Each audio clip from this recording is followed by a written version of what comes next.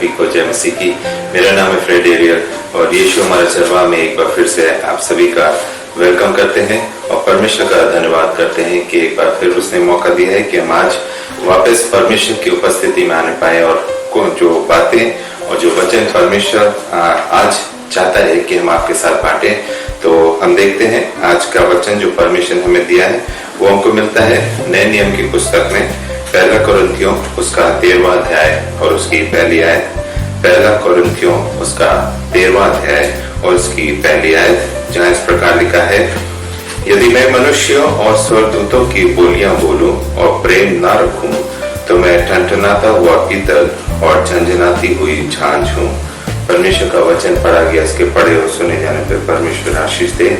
यहाँ पर बहुत ही साफ शब्दों में परमेश्वर के वचन में लिखा है कि यदि मैं मनुष्यों स्वर्गदूतों की बोलियां बोलूं, इसके मतलब है यदि हम मीठी बोली बोले या हम बहुत ही अच्छे अच्छे शब्दों का उपयोग करें, प्रयोग करें, हम हमारी जो बातें हैं वो सुनने में मन भावनी लगे या सुहानी लगे, लेकिन सेम टाइम में अगर हमारे अंदर परमेश्वर का प्रेम नहीं है या हमारे अंदर वो प्रेम नहीं है जो परमेश्वर हमसे और आपके जीवन से चाहता है, क्योंकि परमेश्वर जब इस संसार में आया तो उसने क्या बांटा? प्रेम बांटा। ईर्ष्या, जलन, द्वेष और जो भी छल कपट थी, चालाकी थी, जो भी चीजें थी, वो सबको किनारे करके सिर्फ उसने प्रेम को आगे रखा। प्रेम में रहकर उसने सेवा की और अपने आप को दीन और नम्र किया।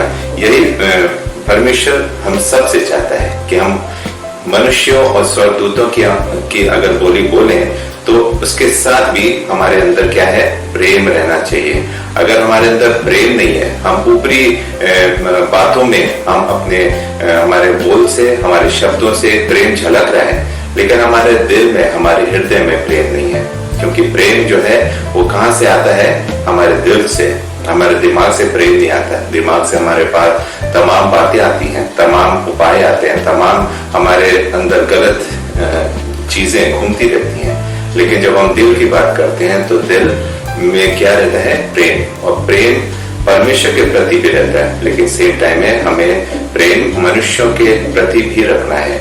हमें स्वर्गदूतों की, मनुष्य की भाषा तो बोलनी है, लेकिन साथ ही साथ हमें उस प्रेम को अपने जीवनों में लेकर आगे बढ़ना है। जो यीशु मसीह जिस प्रकार चाहता था उसी प्रकार हम भी चलने पाए, उसके अनुसार चलने पाए, उसके पीछे चलने पाए, ताकि हम इस संसार में या हमारे इर्द गिर्द या हमारे संपर्क में जितने भी लोग आते हैं वो हमें परमेश्वर के लोग कह सके या हमारे परमेश्वर के अनुयायी कह सकते हैं या हमें परमेश्वर के वचन में चलने वाले कह सकते हैं, यदि हमारे अंदर प्रेम है तो। अगर प्रेम नहीं है तो फिर आगे लिखा है,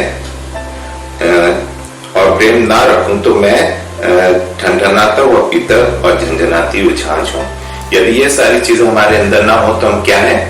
ठनठनाता हुआ पीतल। पीतल आप सब जानते हैं क्या है?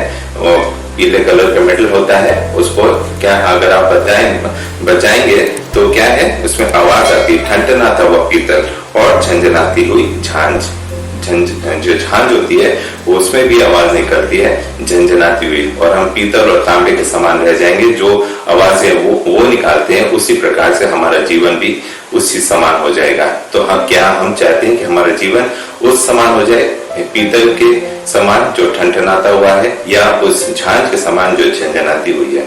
यदि अगर हम ऐसा नहीं चाहते हैं तो हमारे अंदर क्या होना चाहिए? प्रेम होना चाहिए। क्योंकि जैसा वचन में भी लिखा है, गॉड इज लव और लव इज गॉड। हमारे अंदर परमेश्वर का प्रेम होना चाहिए। अगर हमारे अंदर प्रेम है तो फिर हम परमेश्वर के लोग कहला सकते हैं या हम परमेश्वर के चेले कहला सकते हैं, या परमेश्वर के वचन में हम आगे बढ़ने के लायक हो सकते हैं। आगे हम एक जगह से और पढ़ेंगे, पहला कुरिन्थियों 13:8 में लिखा है। पहला कुरिन्थियों इसी चैप्टर का 8वां अध्याय, पहला कुरिन्थियों 13:8 में, प्रेम कभी टलता नहीं। भविष्यवाणियां हो तो समाप्त हो जाएंगी, भाषाएं हो तो जाती रहेंगी, ज्ञान हो तो मिट जाएगा। कितनी अच्छी बात लिखी है। ये सारी चीजें खत्म हो जाएंगी, समाप्त हो जाएंगी, मिट जाएंगी। कौन कौन सी? भविष्यवाणियां। बहुत लोग भविष्यवाणियां करते हैं कि आने वाले समय में ऐसा ऐसा हो जाएगा। वो क्या है? वो समाप्त हो जाएंगी। एक समय आएगा जब भविष्यवाणियां, मसीह भविष्यवाणियों की बात नहीं कर रहे हैं, संसारिक भविष्यवाणियां। आपके लोग संपर्क में कई ऐसे लोग आते हैं जो ये वादा कर रहे, ये दावा करते हैं कि ये चीजें आपके जीवन में घट जाएंगी। और वो कौन लोग होते हैं वो हमसे बेहतर आप भी जानते हैं। तो क्या लिखा है, जो भविष्यवाणियां हो तो समाप्त हो जाएंगी, भाषाएं हो तो जाती रहेंगी। भाषाएं, जो तमाम भाषाएं हैं जो हम और आप बोलते हैं, हिंदी इंग्लिश के अलावा इंडिया में हम रहते हैं, तो तमाम भाषाएं हैं जो यहाँ पे लिखी हैं, जाती रहेंगी। और जो ज्ञान है वो भी मिट जाएगा। ज्ञान तो हम संसार से प्राप्त करते हैं, लेकिन एक ज्ञान है जो मसीह ज्ञान है। मसीह ज्ञान है, आपको वचन को समझने की शक्ति मसीह द्वारा मिलती है, वो सामर्थ्य मिलती है ताकि आप परमेश्वर के वचन को समझ सकें, सीख सकें और परमेश्वर के वचन को आगे बढ़ाने पाए। लेकिन एक संसारिक ज्ञान है जो हमें लोगों के द्वारा मिलता है, किताबों से मिलता है, या हम जो काम करते हैं या जो हम लाइफ में एक्सपीरियंसेस करते हैं, तो वो ज्ञान भी है। तो ये ज्ञान जो है वो भी क्या है, मिट जाएगा। लेकिन ज्ञान कभी नहीं टलता, प्रेम। अगर इन सब के बीच में हमारे अंदर प्रेम है तो वो कभी टलेगा नहीं। तो ये आयत जो 13:8 में लिखी है, पहला कुरिन्थियों 13:8 में, बहुत अच्छी आयत है। आप जरूर से इसको ध्यान से पढ़िएगा। प्रेम कभी टलता नहीं, भविष्यवाणियां हो तो समाप्त हो जाएंगी, भाषाएं हो तो जाती रहेंगी, ज्ञान हो तो मिट जाएगा। तो ये परमेश्वर का वचन ऐसा बताता है कि हमारे अंदर सारी चीजें हो, अच्छी बात है, क्योंकि हम संसार में हैं, संसारिक जीवन में जो हम चलते हैं, तो इन सब की नॉलेज, एक्सपीरियंसेस हमारे जीवन में काम आते हैं, क्योंकि वो हमें आगे बढ़ाते हैं। लेकिन इन सब के बीच में हमें परमेश्वर का प्रेम हमारे अंदर रहना जरूरी है। तब तो हम कह सकते हैं कि हम परमेश्वर के लोग हैं। अगर हम बोलने में तो हैं कि हम परमेश्वर के हैं, लेकिन हम परमेश्वर की, जैसे हम पिछले वचनों में हमने बताया था कि हम ये कहते हैं कि हम परमेश्वर को जानते हैं, लेकिन हम उसकी प्रतिज्ञाओं को नहीं मानते हैं, तो हम क्या हैं, झूठे हैं। तो हम अगर उसकी बातों को मानते हैं, उसकी प्रतिज्ञाओं को मानते हैं, और ये हम कहते हैं कि परमेश्वर हमारे अंदर है, तो हमें उसकी वचनों पर भी चलना होगा, उसके वचन के अनुसार बढ़ना होगा, ताकि हम उसके नाम को ऊंचा उठाने पाए। एक जगह से हम पढ़ेंगे, पहला कुरिन्थियों 8:1 में लिखा है, इसी चैप्टर में, पहला कुरिन्थियों उसका 8वां अध्याय 1 में लिखा है, हम जानते हैं कि हम सबको ज्ञान है। ज्ञान घमंड उत्पन्न करता है, परंतु प्रेम से उन्नति होती है। यहाँ भी बहुत अच्छी बात लिखी है, हम सब जानते हैं कि हम सबको ज्ञान है। कौन नहीं जानता? हम भी जानते हैं, आप भी जानते हैं कि आप सबको क्या है, ज्ञान है। ज्ञान क्या है? घमंड उत्पन्न करता है। कौन सा ज्ञान? संसारिक ज्ञान। अगर आपके अंदर संसारिक ज्ञान है तो वो आपके अंदर क्या लाता है? घमंड लाता है। एक आपके अंदर अजीब सी बातें आपके अंदर आती हैं कि हमें काफी चीजों की नॉलेज है, या काफी हमारे अंदर ज्ञान है, हमसे बेहतर कोई नहीं है, हम ही सब कुछ हैं, हमारे अंदर सारी संसारिक नॉलेज है या ज्ञान हम रखते हैं। लेकिन आगे लिखा है, ज्ञान क्या है? घमंड उत्पन्न करता है। तो हमें घमंड में रहकर अपने ज्ञान को आगे नहीं बढ़ाना है। अगर हमारे अंदर ज्ञान है जो परमेश्वर के द्वारा मिला है, तो हमें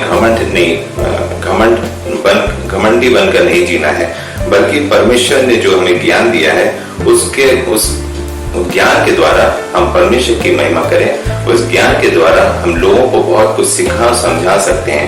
हमारे अंदर बहुत कुछ हमारे अंदर नॉलेज परमेश्वर ने बहुत दिया है, तो क्यों ना हम वो ज्ञान लोगों को भी बता सके। हम सोचते हैं कि हमारे पास जो है हम दूसरों को ना दें, हम सोचते हैं कि हम सबसे बेहतर हो सके, दूसरा हमसे नीचे रहे। लेकिन परमेश्वर का वचन ऐसा नहीं बताता है। परमेश्वर का वचन ये नहीं सिखाता है कि आपके अंदर अगर ज्ञान है तो आप उसको घमंड में लें, क्योंकि परमेश्वर का वचन बताता है कोई घमंड करे तो किस पे करे? परमेश्वर पे घमंड करे, क्योंकि परमेश्वर ने पूरी सृष्टि को रचा है, इस संसार को बनाया, हमें आपको बनाया है। इस सृष्टि में जो कुछ भी पाया जाता है परमेश्वर के द्वारा ही रचा गया है। तो जब परमेश्वर को क्या इस बात का घमंड है कि उसने पूरी सृष्टि को बनाया, हमें और आपको बनाया? उसे तो नहीं है, क्योंकि उसके अंदर क्या है? प्रेम है, इसलिए उसको घमंड नहीं है। हमें और आपको घमंड क्यों होता है? कि हमारे अंदर प्रेम नहीं होता है, हमारे अंदर मसीह प्रेम नहीं है। जिस दिन आपके अंदर मसीह प्रेम आएगा उस दिन आपके अंदर से घमंड अपने आप ही कूद कर बाहर चला जाएगा, क्योंकि वो घमंड जो है वो क्या है, संसारिक घमंड है। हमारे अंदर, हमारे पास धन दौलत बहुत है, पैसा बहुत है, बड़ी बड़ी गाड़ी है, बड़े बड़े ऐशो आराम है हमारे जीवन में, इसलिए हमारे अंदर घमंड आ जाता है। लेकिन वो घमंड संसार से आता है, परमेश्वर के द्वारा नहीं आता है। इसीलिए यहाँ पे लिखा है, हम जानते हैं कि हम सबको ज्ञान है, ज्ञान घमंड उत्पन्न करता है। आगे बहुत अच्छी बात लिखी है, परंतु प्रेम से उन्नति होती है। अभी हमने बताया था, यदि हमारे पास कुछ ज्ञान है तो हम लोगों में बांटें उस ज्ञान को, हम लोगों को साथ में लेके चले, मसीह लोगों को साथ में लेकर चले, या हमारे मिलने जुलने वाले जो है, संपर्क में आने वाले हैं, उनको भी हम साथ में लेकर चले। तो अगर हम प्रेम के साथ अपने ज्ञान को आगे बढ़ाएंगे तो क्या होगी, उन्नति होगी, ना सिर्फ आपकी बल्कि आपके समाज की, मसीह समाज की, आपके लोगों की, आपके रिश्तेदारों की, आपके दोस्तों की, आपके मिलने जुलने वालों की, सबकी क्या होगी, उन्नति होगी। जो ज्ञान आपके पास है वो आप अन्य लोगों के साथ बांटें, क्योंकि आपके अंदर क्या है, मसीह का प्रेम। जब आपके अंदर मसीह का प्रेम है तो आपके अंदर घमंड नहीं होगा। एक जगह से हम और पढ़ेंगे, इसी बुक से, कुरिन्थियों की पुस्तक से पढ़ेंगे। पहला कुरिन्थियों 13:13 में लिखा है, पहला कुरिन्थियों 13:13 में, पर विश्वास, आशा, प्रेम ये तीनों स्थायी हैं, पर इनमें सबसे बढ़कर बड़ा है प्रेम। कितनी अच्छी बात लिखी है, पर अब विश्वास, आशा, प्रेम ये तीनों स्थायी हैं, पर इन सब से बड़ा कौन है, प्रेम है। आशा, प्रेम और विश्वास, आशा और प्रेम। हम विश्वास करते हैं कि मसीह हमारे लिए मरा, मसीह ने अपनी जान क्रूस पर दी और तीसरे दिन जी उठा, ये हमारा क्या है, विश्वास है। और आशा, इस बात की आशा है कि मसीह का दूसरी आमद इस पृथ्वी पर होगी और निश्चित होगी, बहुत जल्द होगी। तो हमें इस बात की भी आशा है, हमें इस बात का इंतजार है।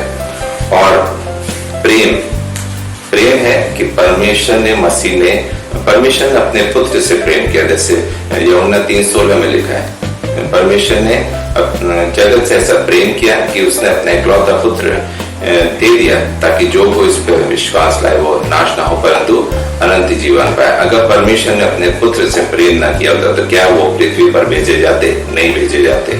अगर यीशु मसीह ने हमसे और आपसे प्रेम ना किया होता तो क्या वो क्रूसी मौत सहते, क्या वो अपना बहुमूल्य लहू हमारे आप के लिए बहाते, नहीं बहाते। तो प्रेम, इसीलिए आगे लिखा है, पर इनमें सबसे बड़ा क्या है, प्रेम। तो प्रेम है जो हम सबको बांधे रखता है, मसीह जीवन में, हमें संसारिक जीवन में, हमें परिवार में बांधे रखता है, नाते रिश्तेदार हैं, बच्चों से, अपनी वाइफ से हमें प्रेम होता है। हम सब क्यों बंधे हैं आपस में, प्रेम।